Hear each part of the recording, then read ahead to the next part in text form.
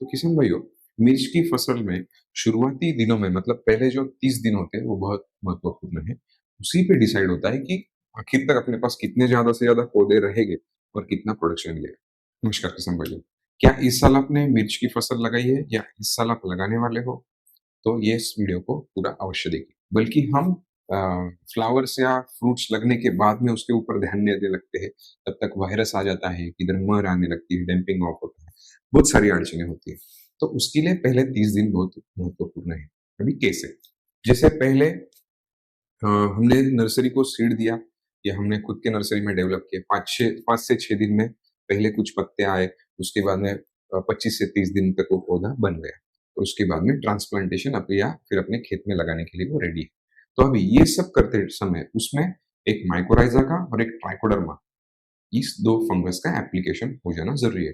Mycorrhiza का तो वो जो कोकोपीट होता है उसी में मिक्स करके शुरुआती दिनों में देना चाहिए बिफोर सीड डालने के, और ट्राइकोडर्मा का शुरुआती एक टाइम में और 20 से 25 दिन में मतलब प्लांटेशन से 10 दिन पहले कोकोपीट में ट्राइकोडर्मा का उपयोग हो जाना चाहिए। फिर वो आप स्प्रे से दो या ड्रेंचिंग या स्प्रेंचिंग से दो, तो वो वैसा भी चलेगा।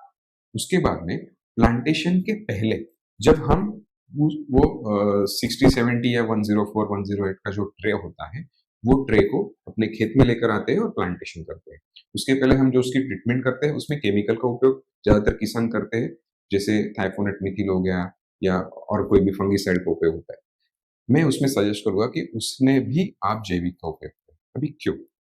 जैसे रासायनिक 4 से 8 दिन या ज्यादा से ज्यादा 11 दिन काम करेगा, लेकिन जैविक में अगर आप देखोगे, बैसिलस सबटिलस है, उसके बाद में सूडोमोनास फ्लोरोसेंस है, उसके बाद में ट्राइकोडर्मा विरिडे, हर्जेनियम है, वर्टिसिलियम विवेरा, मेट्राइजम, माइकोराइजा, ये सब है, या पीएसबी, केएमबी वगैरह, ये सब जीवाणु या फंगस सब है, जो ज़्यादा दिन तक, कम से कम 30 दिन तक हमारे साथ रह सकते हैं, हमारे पौधे के साथ रह सकते हैं, हमारे पौधे के रूट्स के साथ रह सकते हैं। अब इसको क्या करना है? अगर हमारे पास 1 एकड़ के या जो भी प्लांट्स अपने पास आ चुके हैं, उनको छाँव में रखना है और 100 से 200 लीटर पानी हमें इन जो भी मैंने बताया आपको, Trichoderma, Bacillus, Pseudomonas, Verticillium, Beauveria, Metarhizium, एक एनपीके का कंसोर्शिया, मतलब उसमें एज़ोडोबैक्टर, पीएसबी, केएमबी सब होगा, और जो भी है जैविक उसमें आपको लेना है और उसमें ये स्प्रे को, वो कोकोपीट डूबेगा उतना उसको डीप करना है 10 से 12 सेकंड के लिए। उसके बाद में उसको निकाल के वापस छाँव में रखना है, और अगर वो जल्दी सूख रहा है तो उस दिन शाम को या दूसरे दिन मॉर्निंग में हमें प्लांटेशन करना है। ये करने से क्या होएगा, जो भी ट्राइकोडर्मा, माइकोराइजा, वर्टिसिलियम, बेरामेट्रियम जो भी फंगस है, वो ज़्यादा से ज़्यादा तौर पे रूट्स को सिम्बायोटिक रिलेशन, सहजीवी पद्धति से कांटेक्ट कर लेंगे और वो पौधे के साथ ही हमें सॉइल में चले जाएँगे। तो फिर पहले 30 दिनों में जो डैंपिंग ऑफ ऑफ आता है, मतलब सबसे बड़ा शत्रु या सबसे बड़ा प्रॉब्लम हमें शुरुआती दिनों में आता है, जैसे कि पौधा लगाने के बाद 2-4 दिन में वो गर्दन डाल देता है। तो इसमें पिथियम और राइज़ोक्टोनी, ये 2 फंगस का मेजरली प्रॉब्लम होता है, पिथियम का ज़्यादा प्रॉब्लम होता है।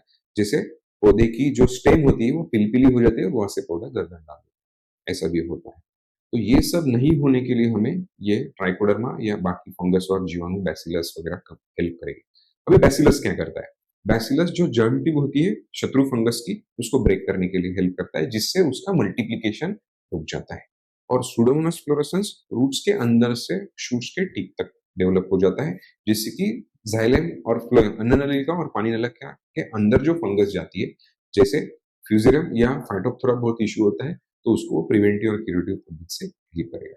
तो ये हो गया प्लांटेशन के पहले का ट्रीटमेंट। इसके बाद में प्लांटेशन करने के बाद तुरंत हमें रासायनिक का स्प्रे नहीं करना है या रासायनिक की ड्रिंचिंग भी नहीं करनी है, क्योंकि उससे पौधे में स्ट्रेस ही आती है। तो उसके लिए हमें क्या करना है? जैविक में हमें बायोवीटर लेना है, जैसे कि सिनेमवेरम ऑयल वाला कॉन्टैक्ट और सिस्टमिक पद्धति से वो पौधे को कड़वा कर देता है, जिससे पौधे को खुद को कोई कोई भी तकलीफ नहीं होती है। लेकिन शुरुआती दिनों में जो व्हाइट फ्लाई और थ्रिप्स का प्रादुर्भाव होता है, तो व्हाइट फ्लाई के रस शोषक ये जो कीड़ी होती है, तो इनके तरफ से ही वायरस एक जगह से दूसरे जगह पे फैलता है, या फिर कोई अदर प्लॉट से भी वो अपने यहाँ पर आकर बैठ रही है, तो उसके भी मुँह में जो भी उसका वायरस के आरएनए, डीएनए जो भी लगा है, विषाणु लगे हुए हैं, वो भी उसको इधर-उधर जहाँ-जहाँ पे बैठेंगे वहाँ पे वो फैला देगी। तो इसलिए वो बैठना नहीं चाहिए, उसने रस नहीं शोषना चाहिए।